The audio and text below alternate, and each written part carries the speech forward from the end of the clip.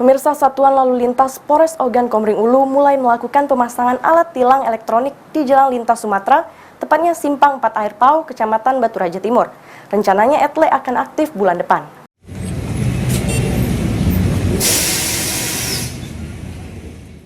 Akhirnya setelah cukup lama, Satlantas Polres Kabupaten Ogan Komering Ulu segera akan menerapkan tilang elektronik bagi pengendara yang melanggar lalu lintas.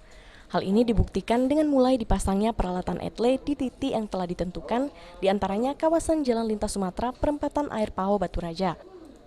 Ditargetkan pengaktifan ETLE akan diberlakukan bulan depan, sehingga Satlantas Polres Oku terus menghimbau agar terus mematuhi peraturan lalu lintas.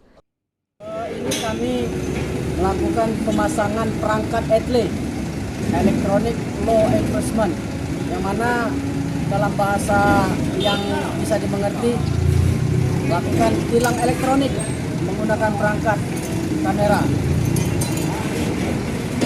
Proses pemasang ini sudah dimulai, Pak? Untuk proses pemasangan ini langsung dipasang.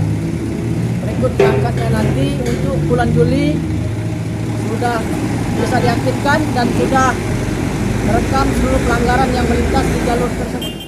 Sistem kerja kamera ETLE sendiri dapat mendeteksi dan memotret pelanggaran di jalan raya, sehingga dapat menumbuhkan rasa disiplin saat berkendara dan meminimalisir oknum yang melakukan pemerasan saat menilang pelanggar lalu lintas. Ari Pranika, PAL TV.